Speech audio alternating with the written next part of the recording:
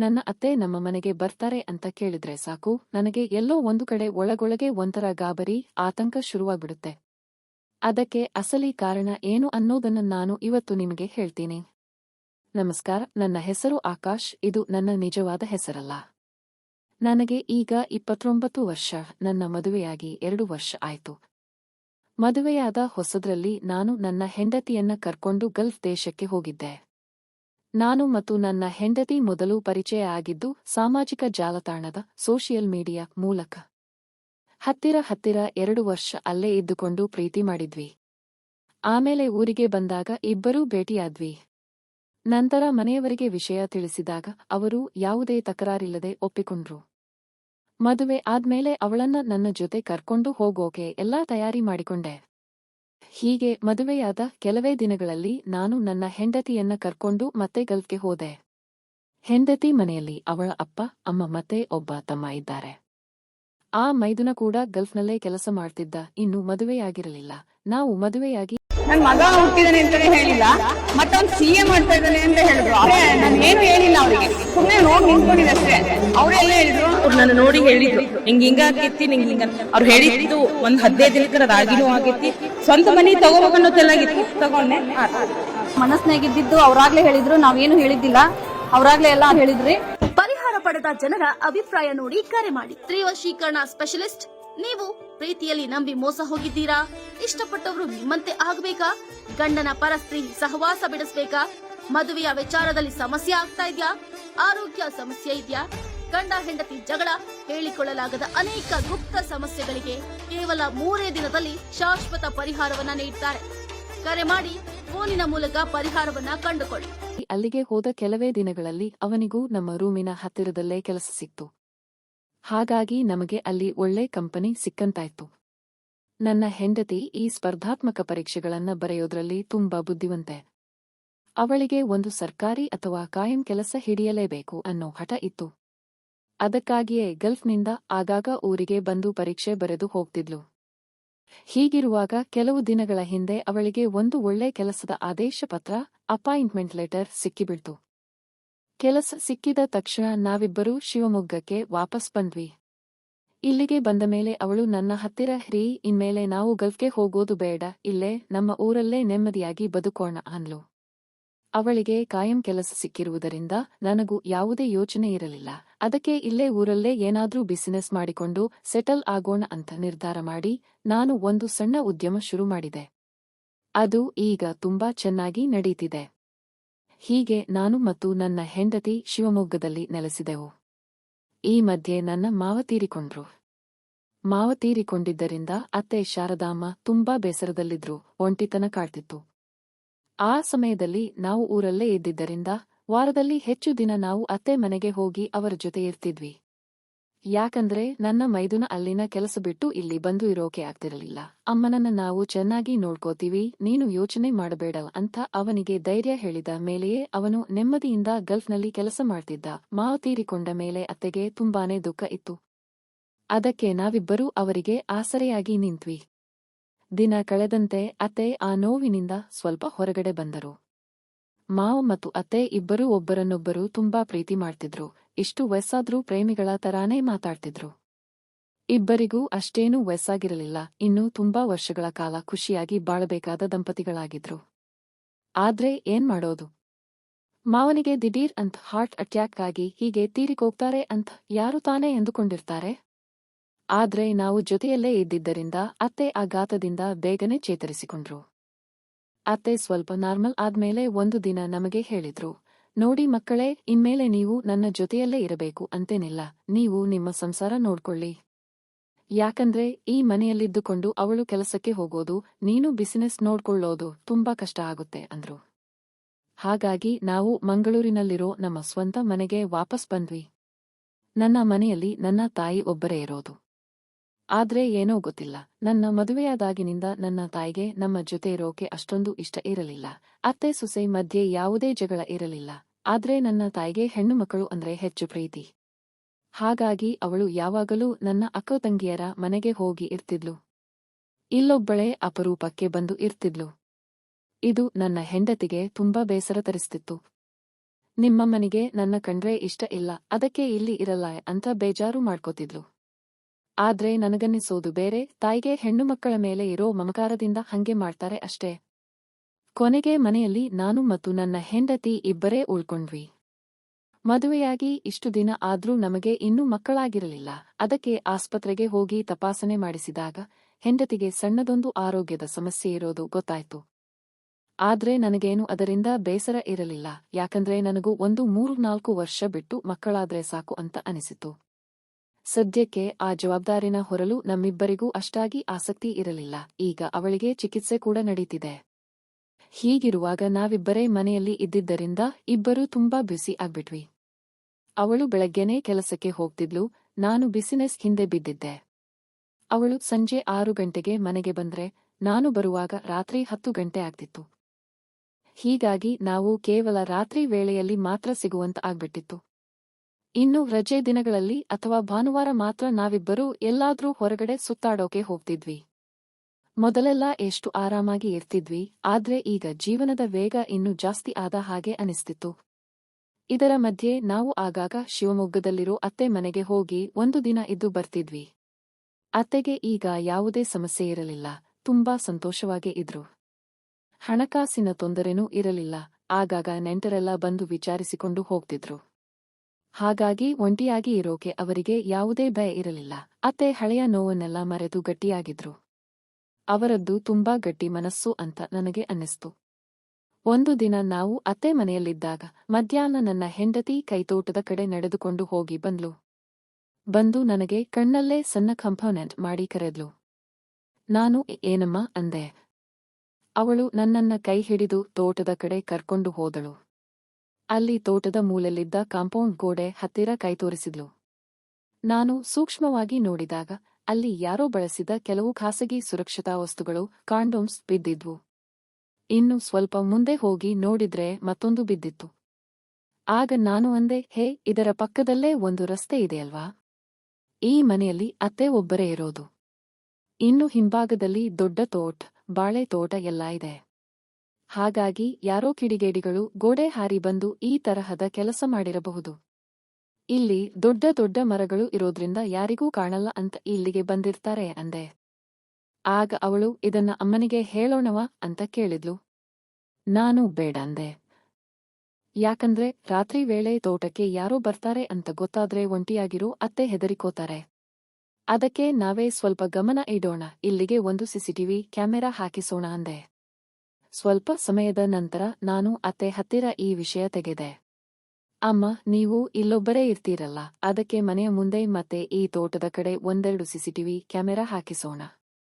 ನಮಗೂ ಮೊಬೈಲ್ನಲ್ಲೇ ಇಲ್ಲಿ ಏನಾಗ್ತಿದೆ ಅಂತ ನೋಡ್ಕೋಬಹುದು, ಸೇಫ್ ಆಗಿರುತ್ತೆ ಅಂದೆ. ಅದಕ್ಕೆ ಅತ್ತೆ ತಕ್ಷಣ, ಇಲ್ಲಿ ಸಿಸಿಟಿವಿ ಗಿಜಿಟಿವಿ ಏನೂ ಬೇಡಪ್ಪ.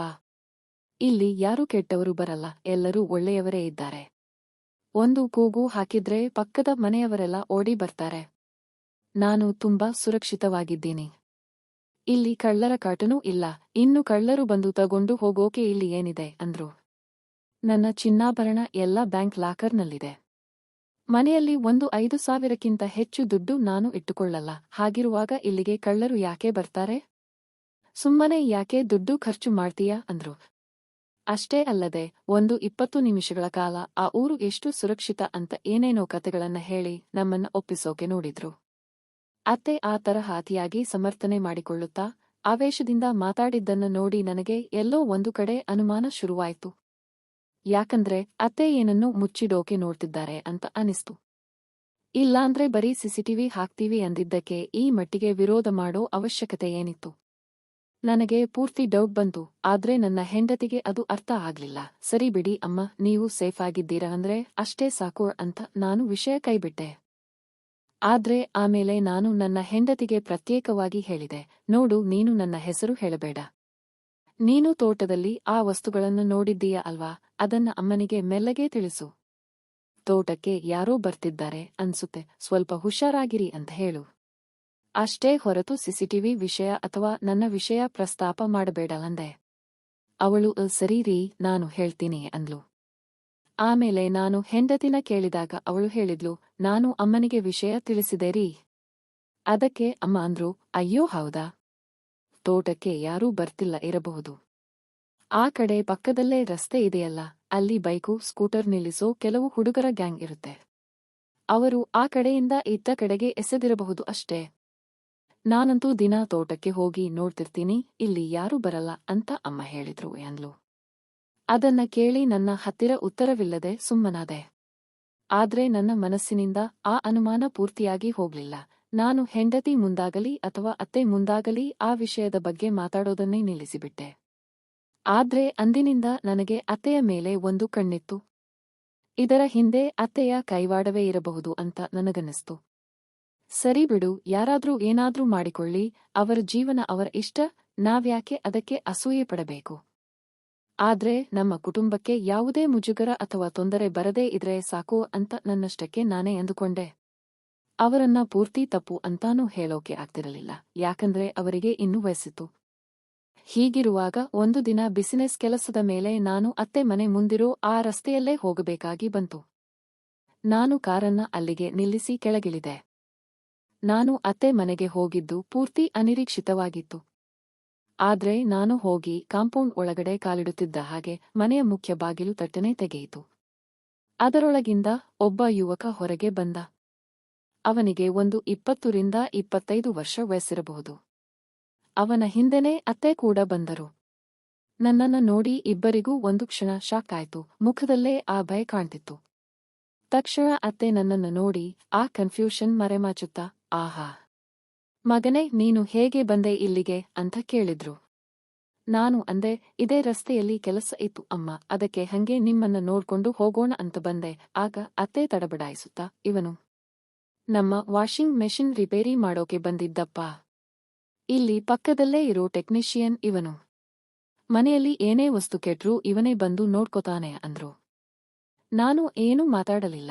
ಆ ಹುಡುಗ ನನ್ನ ನೋಡಿ ನಕ್ಕ. ನಾನು ಸುಮ್ಮನೆ ಒಂದು ಸಣ್ಣ ನಗು ಕೊಟ್ಟೆ. ಅಷ್ಟರಲ್ಲೇ ಅತ್ತೆ ತುಂಬಾ ಗಾಬರಿಯಿಂದ, ಬಾ ಮಗನೇ, ಒಳಗೆ ಬಾ ಅಂತ ನನ್ನನ್ನ ಒಳಗಡೆ ಕರ್ಕೊಂಡು ಹೋದ್ರು. ನಿನಗೆ ಚಹಾ ಬೇಕಾ ಅಂತ ಕೇಳಿದ್ರು.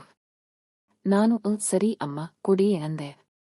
ಅವರು ಚಹಾ ಮಾಡಿ ಅದರ ಜೊತೆ ತಿಂಡಿ ಎಲ್ಲಾ ತಂದು ಇಟ್ರು. ಆದ್ರೆ ಅವರ ಮುಖ ನೋಡಿದ್ರೆ ಪೂರ್ತಿ ಅಸ್ವಸ್ಥರಾಗಿದ್ದಾರೆ ಅಂತ ಗೊತ್ತಾಗ್ತಿತ್ತು. ಅಷ್ಟೇ ಅಲ್ಲದೆ ಅವರ ಮುಖದಲ್ಲಿ ಬೆವರಿನ ಹನಿಗಳಿದ್ವು. ತಲೆಕೂದಲೆಲ್ಲ ಅಸ್ತವ್ಯಸ್ತವಾಗಿ ಹರಡಿಕೊಂಡಿತ್ತು. ಪೂರ್ತಿ ಕದಡಿ ಹೋದ ಹಾಗೆ ಕಾಣ್ತಿದ್ರು. ನನಗೆ ಅವರನ್ನ ಏನಾದ್ರೂ ಕೇಳಬೇಕು ಅಂತ ಅನಿಸ್ತಿತ್ತು. ಆದ್ರೆ ಕೇಳೋಕೆ ಮನಸ್ಸು ಬರ್ತಿರಲಿಲ್ಲ. ಆದ್ರೂ ಸ್ವಲ್ಪ ಹೊತ್ತಿನ ನಂತರ ನನ್ನ ಕೈಲಿ ತಡೆಯೋಕೆ ಆಗದೆ ಕೇಳೇಬಿಟ್ಟೆ. ಅದು ನನ್ನ ತಪ್ಪು ಇರಬಹುದು. ನಾನು ಅಂದೆ, ಅಮ್ಮ, ನಾನು ನಿಮ್ಮ ಹತ್ತಿರ ಒಂದು ವಿಷಯ ನೇರವಾಗಿ ಕೇಳಬೇಕು. ಈಗ ನಿಮ್ಮ ಮಗಳು ಇಲ್ಲಿ ಇಲ್ಲ ಅಲ್ವಾ? ಅದಕ್ಕೆ ಕೇಳ್ತಿದ್ದೀನಿ. ಈ ತೋಟದಲ್ಲಿ ಈ ತರಹದ ವಸ್ತುಗಳನ್ನ ನಾನು ಮತ್ತು ನಿಮ್ಮ ಮಗಳು ನೋಡಿದ್ದೀವಿ. ಅದನ್ನ ಯಾರೋ ರಸ್ತೆಯಿಂದ ಎಸೆದಿದ್ದಾರೆ ಅಂತ ನೀವು ಅವಳಿಗೆ ಹೇಳಿದ್ದೀರಿ. ಆದ್ರೆ ಆ ಜಾಗ ನೋಡಿದ್ರೆ ರಸ್ತೆಯಿಂದ ಬಂದು ಬಿದ್ದ ಹಾಗೆ ಕಾಣ್ತಿಲ್ಲ. ಇಲ್ಲಿ ಏನೋ ನಡೀತಿದೆ ಅಂತ ನನಗೆ ಮೊದಲೇ ಡೌಟ್ ಇತ್ತು. ಈಗ ವಾಷಿಂಗ್ ಮೆಷಿನ್ ರಿಪೇರಿ ಮಾಡೋಕೆ ಬಂದಿದ್ದಾನೆ ಅಂತ ನೀವು ಪರಿಚಯಿಸಿದ್ರಲ್ಲ ಆ ಹುಡುಗ, ಅವನು ನಿಜವಾಗಿಯೂ ರಿಪೇರಿ ಮಾಡೋಕೆ ಬಂದವನ ತರಹ ಕಾಣ್ತಿಲ್ಲ. ನಿಮ್ಮ ನಡೆನುಡಿ ಎಲ್ಲ ಅನುಮಾನಾಸ್ಪದವಾಗಿದೆ. ನಾನು ಇದನ್ನ ನಂಬೋಕೆ ತಯಾರಿಲ್ಲ ಅಮ್ಮ ಅಂದೆ. ಇದನ್ನ ಕೇಳಿದ ತಕ್ಷಣ ಅತ್ತೆ ನನ್ನನ್ನ ಕೆರಳಿ ಕೆಕ್ಕರಿಸಿ ನೋಡಿದ್ರು. ನೀನು ಯಾರು ನನ್ನನ್ನ ನಂಬೋಕೆ? ನನ್ನ ವೈಯಕ್ತಿಕ ವಿಷಯದಲ್ಲಿ ತಲೆ ಹಾಕಲು ನಿನಗೆ ಯಾವುದೇ ಹಕ್ಕಿಲ್ಲ. ಇನ್ಮೇಲೆ ಅವನು ವಾಷಿಂಗ್ ಮೆಷಿನ್ ರಿಪೇರಿ ಮಾಡೋಕೆ ಬಂದದ್ದೋ ಅಥವಾ ಬಾವಿ ತೋಡೋಕೆ ಬಂದದ್ದೋ ನಿನಗ್ಯಾಕೆ ಆ ಯೋಚನೆ? ಇದು ನನ್ನ ಮನೆ, ಇಲ್ಲಿ ನನ್ನ ಇಷ್ಟದಂತೆ ಎಲ್ಲವೂ ನಡೆಯಬೇಕು ಅಂದ್ರು. ಆಗ ನಾನು ಅಂದೆ, ಅಮ್ಮ, ಇಂತಹ ವಿಷಯಗಳಲ್ಲಿ ನೀವು ಸ್ವಲ್ಪ ಜಾಗ್ರತೆ ವಹಿಸಬೇಕು. ಇದನ್ನ ಯಾರಾದ್ರೂ ಬೇರೆಯವರು ಅಥವಾ ನಿಮ್ಮ ಮಗಳು, ನಿಮ್ಮ ಸಂಬಂಧಿಕರು ತಿಳಿದುಕೊಂಡರೆ ನಿಮ್ಮ ಬಗ್ಗೆ ಏನು ಅಂದುಕೊಳ್ಳುತ್ತಾರೆ? ಇವೆಲ್ಲ ಸರಿನಾ ಅಮ್ಮ ಅಂದೆ. ಅದಕ್ಕೆ ಅತ್ತೆ ನನ್ನ ಮುಖವನ್ನೇ ದಿಟ್ಟಿಸಿ ನೋಡುತ್ತಾ ಹೀಗಂದ್ರು, ಇದು ಸರಿಯೋ ತಪ್ಪೋ ಅನ್ನೋದು ನಿನಗಿಂತ ಮುಂಚೆಯೇ ನನಗೆ ಗೊತ್ತು. ಯಾಕಂದ್ರೆ ನಿನಗಿಂತ ಮೊದಲೇ ಮದುವೆಯಾಗಿ ಸಂಸಾರ ನಡೆಸಿದವಳು ನಾನು. ಈಗ ನಾನು ಒಂದು ವಿಷಯ ನೇರವಾಗಿ ಹೇಳ್ತೀನಿ ಕೇಳು. ಮೊದಲಿನಿಂದಲೂ ನನಗೆ ಆಸೆ ಆಕಾಂಕ್ಷೆಗಳು ಸ್ವಲ್ಪ ಜಾಸ್ತಿ. ನನ್ನ ಗಂಡ ನನ್ನನ್ನ ಅತಿಯಾಗಿ ಪ್ರೀತಿಸುತ್ತಾ, ನನ್ನ ಎಲ್ಲ ಆಸೆಗಳಿಗೂ ಸಾಥ್ ನೀಡುತ್ತಾ ನನ್ನನ್ನ ಚೆನ್ನಾಗಿ ನೋಡ್ಕೊಂಡಿದ್ರು. ಆದ್ರೆ ಅವರು ಹೀಗೆ ದಿಢೀರ್ ಅಂತ ಹಾರ್ಟ್ ಅಟ್ಯಾಕ್ನಿಂದ ತೀರಿಕೋಗ್ತಾರೆ ಅಂತ ನಾನು ಅಂದುಕೊಂಡಿರಲಿಲ್ಲ. ಅಂತಹ ಒಳ್ಳೆ ಸಂಗಾತಿನ ಕಳೆದುಕೊಂಡಾಗ ಯಾರಿಗಾದ್ರೂ ನೋವು, ಒಂಟಿತನ ಕಾಡುತ್ತೆ. ನನಗೂ ಅದೇ ಆಗಿದ್ದು. ಆದ್ರೆ ನೀವೆಲ್ಲರೂ ಬಂದು ನನ್ನನ್ನ ಆ ಬೇಸರದಿಂದ ಹೊರಗೆ ತಂದ್ರಿ. ನಾನು ಆ ನೋವಿನಿಂದ ಹೊರಗೆ ಬಂದ ಮೇಲೆ ನನ್ನೊಳಗಿನ ಆಸೆಗಳು ಹಾಗೆ ಉಳ್ಕೊಂಡ್ವು. ನಾನು ಆ ಭಾವನೆಗಳನ್ನ ಹತ್ತಿಕ್ಕಲು ತುಂಬಾ ಪ್ರಯತ್ನ ಮಾಡಿದೆ, ಆದ್ರೆ ನನ್ನ ಕೈಲಿ ಆಗ್ಲಿಲ್ಲ. ಹಾಗಿರುವಾಗ ನಾನು ಏನು ಮಾಡಲಿ? ನಾನು ಯಾರಾದ್ರೂ ನನ್ನನ್ನ ಇಷ್ಟಪಡೋರು ಸಿಗ್ತಾರಾ ಅಂತ ಹುಡುಕುತ್ತಿದ್ದೆ. ಆದ್ರೆ ನಾನಾಗಿ ಯಾರ ಹತ್ತಿರವೂ ಹೋಗಿ ಮಾತಾಡೋಕೆ ಆಗ್ತಿರಲಿಲ್ಲ. ಆದರೆ ಈ ಹುಡುಗನೇ ನನ್ನ ಹತ್ತಿರ ಬಂದು ಮೊದಲು ಮಾತಾಡೋಕೆ ಶುರು ಮಾಡಿದ. ಹಾಗೆ ನಮ್ಮಿಬ್ಬರ ಪರಿಚಯ ಬೆಳೆಯಿತು. ಮೊದಲಿಗೆ ನಾನು ಅವನನ್ನು ಮನೆಗೆ ಕರೆಯುವಾಗ ಅವನಿಗೆ ತುಂಬಾ ಹೆದರಿಕೆಯಿತು. ನಾನು ಹಿಂಬಾಗಿಲಿನಿಂದ ಬರ್ತೀನಿ, ಕಾಂಪೌಂಡ್ ಗೋಡೆ ಹಾರಿ ಬರ್ತೀನಿ, ಮನೆಯ ಒಳಗಡೆ ಬರೋದು ಬೇಡ, ತೋಟದಲ್ಲೇ ಇರೋಣ ಅಂತ ಅವನೇ ಹೇಳ್ತಿದ್ದ. ನಾನು ಅದಕ್ಕೆ ಇದು ರಿಸ್ಕ್ ಅಂತ ಹೇಳಿದ್ದೆ. ಆದ್ರೆ ಅವನು ತುಂಬಾ ಹೇಡಿ ತರಹ ಇದ್ದಿದ್ದರಿಂದ ಮೊದಲಿಗೆ ಆ ತೋಟದ ಮೂಲೆನೇ ನಮ್ಮ ಭೇಟಿಯ ಜಾಗ ಆಯ್ತು. ಆ ಭಯದಲ್ಲೇ ಅವನು ಆ ತರಹದ ಪುರಾವೆಗಳನ್ನ, ಸಾಕ್ಷಿಗಳನ್ನು ಅಲ್ಲೇ ಬಿಟ್ಟು ಹೋಗ್ತಿದ್ದ. ನಾನು ಅವನಿಗೆ ಎಷ್ಟೋ ಸಲ ಎಚ್ಚರಿಕೆ ನೀಡಿದ್ದೆ, ಆದ್ರೆ ಆ ತೋಟದ ಕಡೆ ಯಾರೂ ಬರಲ್ಲ ಅನ್ನೋ ಧೈರ್ಯ ಅವನಿಗೆ ಇತ್ತು. ಅತ್ತೆ ಮಾತು ಮುಂದುವರಿಸಿ, ನೀನು ಈ ತರಹ ಕಂಡುಹಿಡಿತೀಯವಂತ ನಾನು ಅಂದುಕೊಂಡಿರಲಿಲ್ಲ. ಆಮೇಲೆ ನಾನೇ ಆ ಹುಡುಗನಿಗೆ ಹೇಳಿದೆ, ಇನ್ಮೇಲೆ ಈ ತೋಟದ ಕಡೆ ಕದ್ದುಮುಚ್ಚಿ ಬರೋದು ಬೇಡ, ನೀನು ನೇರವಾಗಿ ಮನೆ ಒಳಗಡೆನೇ ಬಾ ಅಂತ. ಅದಕ್ಕೆ ಈಗ ಅವನನ್ನ ಮನೆಯ ಸಣ್ಣ ಪುಟ್ಟ ಕೆಲಸಗಳಿಗೆ ಅಂತ ಕರೀತಿರ್ತೀನಿ. ಅವನು ವಾಷಿಂಗ್ ಮೆಷಿನ್ ರಿಪೇರಿ ಮಾಡ್ತಾನೆ, ಎಲೆಕ್ಟ್ರಿಷಿಯನ್ ಕೆಲಸನೂ ಮಾಡ್ತಾನೆ. ಹಾಗಾಗಿ ಆ ನೆಪ ಇಟ್ಟುಕೊಂಡು ಅವನು ಆರಾಮಾಗಿ ಮನೆಗೆ ಬಂದು ಹೋಗಬಹುದು. ಹೀಗೆ ನಮಗೆ ಅನುಕೂಲ ಮಾಡಿಕೊಂಡು ನಾವು ಚೆನ್ನಾಗಿ ಮುಂದುವರಿತಿದ್ದೀವಿ. ನಿನಗೇನಾದ್ರೂ ಇದನ್ನ ನೋಡಿ ಅಸೂಯೆ ಆಗ್ತಿದ್ರೆ ಅದನ್ನ ನಿನ್ನಲ್ಲೇ ಇಟ್ಟುಕೋ. ಮೊದಲು ಹೋಗಿ ನಿನ್ನ ಹೆಂಡತಿಯನ್ನ ಖುಷಿಯಾಗಿ ಇಡೋಕೆ ನೋಡು. ಅಲ್ದೆ ಸುಮ್ಮನೆ ಅತ್ತೆಯ ಹಿಂದೆ ಕಣ್ಣಿಟ್ಟುಕೊಂಡು ತಿರುಗಬೇಡ, ಅರ್ಥ ಆಯ್ತಾ? ನನ್ನ ಮನಸ್ಸಿನ ಆಸೆಗಳನ್ನ ನಾನು ನಿನ್ನ ಹತ್ತಿರ ಓಪನ್ ಆಗಿ ಹೇಳಿದ್ದೀನಿ ಅಂದ್ರು. ನಾನು ಗಾಬರಿಯಿಂದ, ಆದ್ರೆ ಅಮ್ಮ, ನೀವು ಮಾಡ್ತಿರೋದು ಖಂಡಿತ ಸರಿಯಲ್ಲ ಎಂದೆ. ಅದಕ್ಕೆ ಅವರು, ಸರಿಯಲ್ಲ ಅನ್ಸಿದ್ರೆ ನಾನೊಂದು ಮಾತು ಹೇಳ್ತೀನಿ ಕೇಳು. ನಾನು ಆ ಹುಡುಗನ ಜೊತೆ ಇರೋದನ್ನ ಇಂದೇ ನಿಲ್ಲಿಸಿಬಿಡ್ತೀನಿ. ನಾನು ಇಲ್ಲೇ ಅಲ್ವಾ ಇರೋದು. ನೀನು ದಿನ ಮಧ್ಯಾಹ್ನ ಆದ್ಮೇಲೆ 4 ಅಥವಾ 5:30 ಗಂಟೆ ಸುಮಾರಿಗೆ ಇಲ್ಲಿಗೆ ಬಾ. 1-2 ಗಂಟೆ ಸಮಯ ಇಲ್ಲೇ ಕಳೆದು ಹೋಗು. ನೀನೆಂತೂ ನನ್ನ ಆಸೆಗಳಿಗೆ, ನನ್ನ ಖುಷಿಗೆ ಅಡ್ಡ ಬರ್ತಿದ್ದೀಯಲ್ವಾ? ಆದ್ರೆ ನನಗಂತೂ ಒಂಟಿತನ ತಡೆಯೋಕೆ ಆಗಲ್ಲ, ಯಾರಾದ್ರೂ ಒಬ್ಬರೂ ಬೇಕೇ ಬೇಕು. ಆ ಹುಡುಗನನ್ನ ನಾನು ಇವತ್ತೇ ಕಳುಹಿಸಿಬಿಡ್ತೀನಿ, ಅವನ ಬದಲಿಗೆ ನೀನೇ ಇನ್ಮೇಲೆ ಇಲ್ಲಿಗೆ ಬಾ. ಆಗ ನಿನಗೆ ನನ್ನ ಮೇಲೆ ಯಾವುದೇ ಕಂಪ್ಲೇಂಟ್ ಇರಲ್ಲ ಅಲ್ವಾ ಅಂದ್ರು. ನಾನು ತಬ್ಬಿಬ್ಬಾಗಿ, ಅಮ್ಮ ಅದೇನಮ್ಮ ಹಂಗೆ ಅಂತೀರಾ? ನಿಮಗೆ ಇನ್ನೂ ಬಾಳಬೇಕು ಅನಿಸಿದ್ರೆ ನಾವೇನಾದ್ರೂ ಮದುವೆ ಸಂಬಂಧ ನೋಡೋಣ ಅಂದೆ. ಅದಕ್ಕೆ ಅವರು, ಅದರ ಅಗತ್ಯ ನನಗಿಲ್ಲ ಎಂದ್ರು. ಹಾಗಾಗಿ ನಿನ್ನ ಮುಂದೆ ಇರೋದು ಎರಡೇ ದಾರಿ. ಒಂದೋ ನಾನು ಮಾಡ್ತಿರೋದನ್ನ ನೋಡದ ಹಾಗೆ ಕೇಳದ ಹಾಗೆ ಸುಮ್ಮನೆ ಇದ್ದುಬಿಡು. ಇಲ್ಲಾಂದ್ರೆ ನಾನು ಎಲ್ಲವನ್ನೂ ನಿಲ್ಲಿಸ್ತೀನಿ, ಅದಕ್ಕೆ ಬದಲಾಗಿ ನೀನು ನನ್ನ ಜೊತೆ ಇರಬೇಕಾಗುತ್ತೆ. ಈ ಎರಡರಲ್ಲಿ ನೀನು ಯಾವುದನ್ನ ಒಪ್ಕೋತೀಯಾ ಅಂತ ಕೇಳಿದ್ರು. ನಾನು ಅಂದೆ, ಅಮ್ಮ, ನಿಮ್ಮ ವಯಸ್ಸಿಗೆ ತಕ್ಕ ಹಾಗೆ ನೀವು ಸ್ವಲ್ಪ ಗಾಂಭೀರ್ಯ, ಪಕ್ವತೆ ತೋರಿಸಬೇಕಲ್ವಾ? ಅದಕ್ಕೆ ಅವರು, ನನ್ನ ಹತ್ತಿರ ಇರೋ ಪಕ್ವತೆ ಇಷ್ಟೇ. ಇನ್ನೂ ಹೆಚ್ಚು ಪಕ್ವತೆ ತೋರಿಸಿಕೊಂಡು ಈ 4 ಗೋಡೆಗಳ ಮಧ್ಯೆ ಒಂಟಿಯಾಗಿ ಸಾಯೋಕೆ ನಾನು ಸಿದ್ಧವಿಲ್ಲ. ನಿನಗೆ ನನ್ನನ್ನ ಒಪ್ಪಿಸೋಕೆ ಆಗುತ್ತೋ ಇಲ್ಲವೋ ಅನ್ನೋದನ್ನು ನೀನು ಇವಾಗ್ಲೇ ತೀರ್ಮಾನ ಮಾಡು. ನಾನು ಎಲ್ಲವನ್ನೂ ನೇರವಾಗಿ ಸತ್ಯವಾಗಿ ಹೇಳ್ತಿದ್ದೀನಿ ಅಂದ್ರು. ನನಗೆ ಏನು ಬೇಕೋ ಅದನ್ನ ನಾನು ಸ್ಪಷ್ಟವಾಗಿ ಹೇಳಿ ಆಯ್ತು. ಇನ್ಮೇಲೆ ನೀನೇ ನಿರ್ಧಾರ ಮಾಡು. ಬೇರೆ ಯಾರೂ ಈ ಮನೆಗೆ ಬರೋದು ನಿನಗೆ ಇಷ್ಟ ಇಲ್ಲ ಅಂದ್ರೆ ಇನ್ಮೇಲೆ ನಾನೇ ನಿನಗೆ ಫೋನ್ ಮಾಡಿ ಕರೀತೀನಿ. ನಾನು ಕರೆದಾಗ ನೀನು ಮಧ್ಯಾಹ್ನ ಆದ್ಮೇಲೆ ಇಲ್ಲಿಗೆ ಬಂದ್ರೆ ಸಾಕು. ನಿನ್ನ ಆಫೀಸ್ ಕೆಲಸ ಅಥವಾ ಬಿಸಿನೆಸ್ ಮುಗಿಸಿಕೊಂಡು ಸಂಜೆ 1 ಕಪ್ ಕಾಫಿ ಕುಡಿಯೋ ನೆಪದಲ್ಲಿ ಇಲ್ಲಿಗೆ ಬಾ. ಇಲ್ಲಿ ಸ್ವಲ್ಪ ಸಮಯ ಕಳೆದು ಆಮೇಲೆ ನಿನ್ನ ಬಿಸಿನೆಸ್ ನೋಡ್ಕೊಂಡು ರಾತ್ರಿ ಎಂದಿನಂತೆ ನಿನ್ನ ಹೆಂಡತಿ ಹತ್ತಿರ ಮನೆಗೆ ಹೋಗು. ಆಗ ಎಲ್ಲವೂ ಸರಿಯಾಗುತ್ತೆ. ಹೊರಗಿನವರಿಗೆ ಅಳಿಯ ಅತ್ತೆಯನ್ನ ವಿಚಾರಿಸೋಕೆ ಬಂದಿದ್ದಾನೆ ಅಷ್ಟೇ ಅನಿಸುತ್ತೆ. ತುಂಬಾ ಸಿಂಪಲ್ ವಿಷಯ ಇದು. ಇದರಲ್ಲಿ ಯಾವ ದಾರಿ ಆರಿಸ್ತೀಯಾ ಅಂತ ಯೋಚನೆ ಮಾಡು ಅಂದ್ರು. ಯೋಚನೆ ಮಾಡಿ ಆಮೇಲೆ ಮಾತಾಡು ಅಂತ ಅತ್ತೆ ಹೇಳಿದ್ರು. ನಾನು ಅಲ್ಲಿಂದ ಕೋಪ ಮಾಡಿಕೊಂಡು ಹೊರಡೋಕೆ ನಿಂತೆ. ಆದ್ರೆ ಅತ್ತೆ ನನ್ನನ್ನು ನೋಡಿ ಒಂಥರ ನಕ್ಕರು. ಈ ಸಮಸ್ಯೆಗೆ ನೀನೇನಾದ್ರೂ ಒಳ್ಳೆ ಪರಿಹಾರ ಹುಡುಕಿಕೊಂಡು ಬಂದ್ರೆ ನೀನು ಬುದ್ಧಿವಂತ. ಇಲ್ಲಾಂದ್ರೆ ನನ್ನ ವಿಷಯದಲ್ಲಿ ತಲೆ ಹಾಕಬೇಡ. ನೀನು ಹೋಗಿ ನಿನ್ನ ಹೆಂಡತಿಗಾಗಲಿ ಅಥವಾ ನನ್ನ ಮಗನಿಗಾಗಲಿ ವಿಷಯ ತಿಳಿಸಿ ನನ್ನ ಮಾನ ಕಳೆದ್ರೂ ನನಗೆ ಚಿಂತೆ ಇಲ್ಲ. ಆಗ ನಾನು ಇದಕ್ಕೆಲ್ಲ ನನ್ನ ಅಳಿಯನೇ ಕಾರಣ, ಅವನು ನನ್ನ ಜೊತೆಯಲ್ಲೇ ಇದ್ದಾನೆ ಅಂತ ನಿನ್ನ ಹೆಸರನ್ನು ಎಳೆದು ತರ್ತೀನಿ. ನೀನು ನಂಬಿದ್ರೂ ಅಷ್ಟೇ ಬಿಟ್ರೂ ಅಷ್ಟೇ, ನನಗೀಗ ಯಾವುದರ ಭಯವೂ ಇಲ್ಲ. ಅದಕ್ಕೆ ಹೆದರಿಸೋಕೆ ಬಂದ ನೀನು ಇವೆಲ್ಲವನ್ನು ಯೋಚನೆ ಮಾಡಿ ಮನೆಗೆ ಹೋಗುವ ಅಂದ್ರು. ನಾನು ಏನೂ ಮಾತಾಡದೆ ತಕ್ಷಣ ಕಾರ್ ತಗೊಂಡು ಅಲ್ಲಿಂದ ಹೊರಟು ಬಂದೆ. ನನ್ನ ಮನಸ್ಸಿನ ಒಳಗಡೆ ತಳಮಳ ಶುರುವಾಗಿತ್ತು. ಉಪದೇಶ ಮಾಡೋಕೆ ಹೋದ ನನ್ನ ಪರಿಸ್ಥಿತಿ ಏನಾಯ್ತು? ಅತ್ತೆ ಈಗ ಯಾವುದಕ್ಕೂ ಸಿದ್ಧವಾಗಿ ನಿಂತಿದ್ದಾರೆ. ಸರಿ ಬಿಡು, ಅವರ ವಿಷಯದಲ್ಲಿ ನಾನು ಇನ್ಮೇಲೆ ತಲೆ ಹಾಕಲ್ಲ. ಆ ಅಧ್ಯಾಯವನ್ನ ಇಲ್ಲಗೆ ಮುಗಿಸಿಬಿಡೋಣ ಅಂತ ನಾನು ಮನಸ್ಸಿನಲ್ಲೇ ಅಂದುಕೊಂಡೆ. ಆದ್ರೆ ಅದಾದ ಮೇಲಿನ ದಿನಗಳಲ್ಲಿ ಅತ್ತೆ ನನಗೆ ಆಗಾಗ ಫೋನ್ ಮಾಡೋಕೆ ಶುರು ಮಾಡಿದ್ರು. ಏನಪ್ಪ ಆಕಾಶ್, ಏನು ನಿನ್ನ ತೀರ್ಮಾನ ಅಂತ ಕೇಳ್ತಿದ್ರು. ಅದಕ್ಕೆ ನಾನು ಆ ವಿಷಯವನ್ನ ಅಲ್ಲಿಗೆ ಮರೆತು ಬಿಟ್ಟಿದ್ದೀನಿ ಅಮ್ಮ, ನಿಮ್ಮ ಇಷ್ಟ, ನಿಮ್ಮ ಪಾಡು ಅಂತ ಹೇಳಿದೆ. ಅದಕ್ಕೆ ಅತ್ತೆ ಅಂದ್ರು, ಆಹಾ, ಅಷ್ಟು ಬೇಗ ಆ ವಿಷಯ ಬಿಟ್ಟು ಬಿಡಬೇಡ. ಆ ಹುಡುಗ ನನಗೆ ಸಣ್ಣ ಪುಟ್ಟ ಸಹಾಯಕ್ಕಷ್ಟೇ ಇದ್ದಾನೆ. ಆದ್ರೆ ಸತ್ಯ ಹೇಳ್ಬೇಕಂದ್ರೆ ನನಗೆ ಒಬ್ಬ ಒಳ್ಳೆಯ ಆಸರೆ ಬೇಕು. ಆ ನಂಬಿಕೆ ನಿನ್ನ ಮೇಲಿದೆ. ಅದಕ್ಕೆ ನೀನೇ ನನ್ನ ಹತ್ತಿರ ಬರ್ತೀಯಾ ಅನ್ನೋ ಭರವಸೆ ನನಗಿದೆ. ಇಲ್ಲಾಂದ್ರೆ ನಾನೇ ನಿನ್ನನ್ನ ಬರೋ ಹಾಗೆ ಮಾಡ್ತೀನಿ ಅಂದ್ರು. ನಾನು ಗಾಬರಿಯಿಂದ, ಅಮ್ಮ ನೀವು ಏನು ಮಾತಾಡ್ತಿದ್ದೀರಾ ಅಂತ ನಿಮಗೆ ಗೊತ್ತಾಗ್ತಿದೆಯಾ ಅಂದೆ. ಅದಕ್ಕೆ ಅವರು, ಚೆನ್ನಾಗಿ ಗೊತ್ತಿದೆ. ನನ್ನ ಈ ಪರಿಸ್ಥಿತಿಯನ್ನ ಮೊದಲು ಗಮನಿಸಿದ್ದೇ ನೀನಲ್ವಾ? ಹಾಗಾಗಿ ನಿನಗೆ ಚೆನ್ನಾಗಿ ಅರ್ಥ ಆಗುತ್ತೆ. ನೀನು ಬೇಕಾದ್ರೆ ಈ ಕಾಲ್ ರೆಕಾರ್ಡ್ ಮಾಡಿ ನಿನ್ನ ಹೆಂಡತಿಗಾಗಲಿ ಮಗನಿಗಾಗಲಿ ಕೇಳಿಸು. ನನಗೇನು ಹೆದರಿಕೆ ಇಲ್ಲ, ನಾನು ನಿನ್ನನ್ನೇ ಕಾಯ್ತಾ ಇರ್ತೀನಿ ಅಂದ್ರು.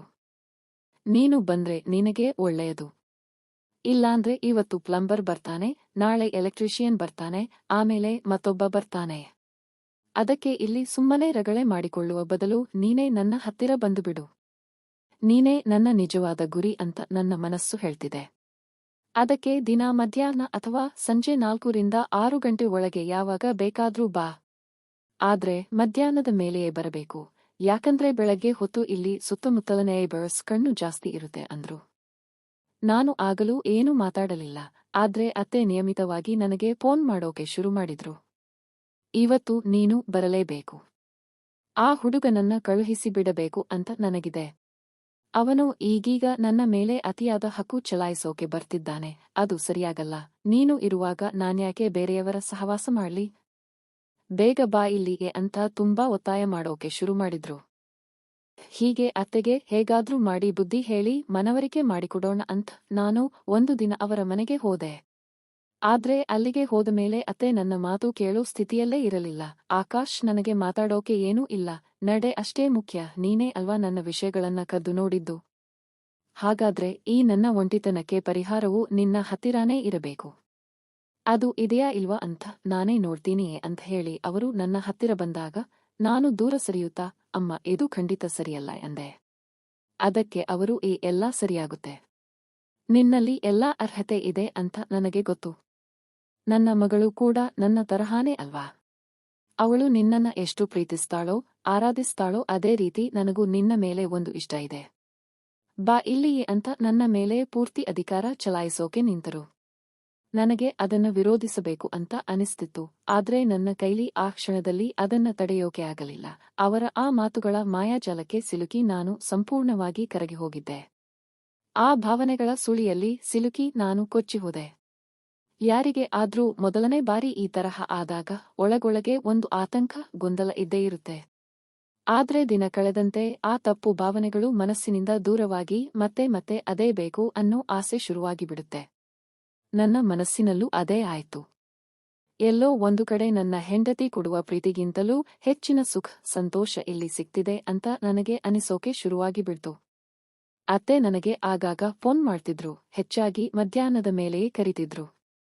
ಅವರ ಫೋನ್ ಬಂತು ಅಂದ್ರೆ ನನಗೆ ಗೊತ್ತಾಗ್ತಿತ್ತು ನಾನು ಹೋಗಲೇಬೇಕು ಅಂತ. ಒಂದು ವೇಳೆ ನಾನು ಹೋಗದಿದ್ದರೆ, ನೀನು ಬರಲಿಲ್ಲ ಅಂದ್ರೆ ನಾನು ನಿಮ್ಮಿಬ್ಬರ ಸಂಸಾರದಲ್ಲಿ ದೊಡ್ಡ ಬಿರುಗಾಳಿ ಎಬ್ಬಿಸಿಬಿಡ್ತೀನಿ ಅಂತ ಹೆದರಿಸ್ತಿದ್ರು. ಇದನ್ನೆಲ್ಲ ಕೇಳಿದ ಮೇಲೆ ನನಗೆ ಅಲ್ಲಿರಲು ಆಗದೆ ತಕ್ಷಣ ಅವರ ಮನೆಗೆ ಓಡಿ ಹೋಗ್ತಿದ್ದೆ.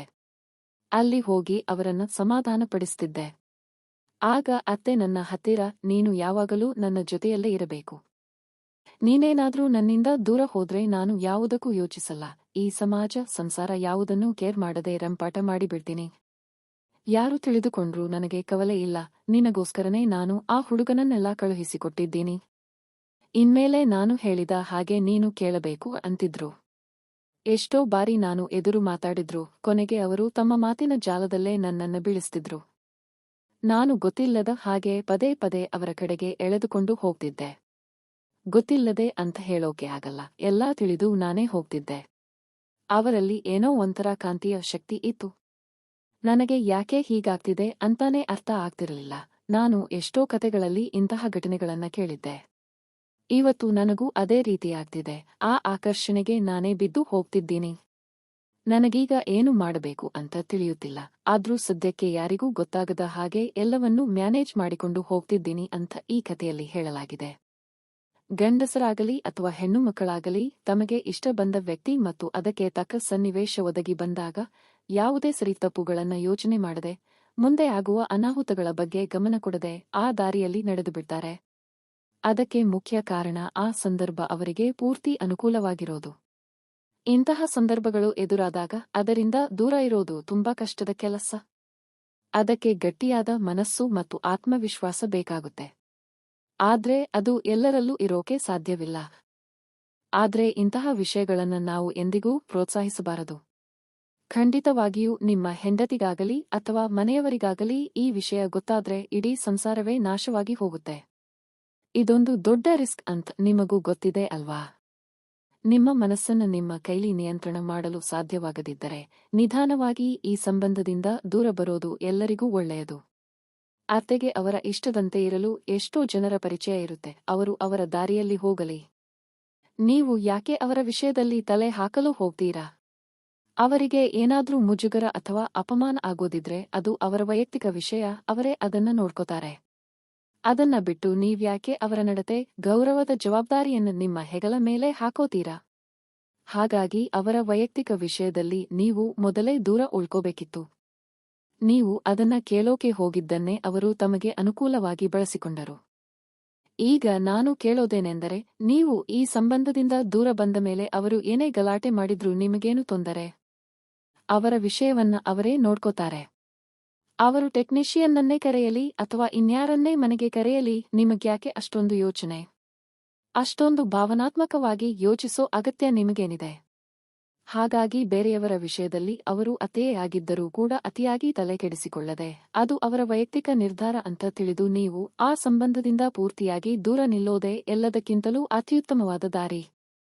ನಿಮ್ಮ ಕಥೆಯು ಯೂಟ್ಯೂಬ್ ನಿಯಮಾವಳಿಗಳಿಗೆ ಒಳಪಡುವಂತೆ ಅತ್ಯಂತ ಸುರಕ್ಷಿತ ಮತ್ತು ಸುಂದರ ಶೈಲಿಯಲ್ಲಿ ಪೂರ್ಣಗೊಂಡಿದೆ.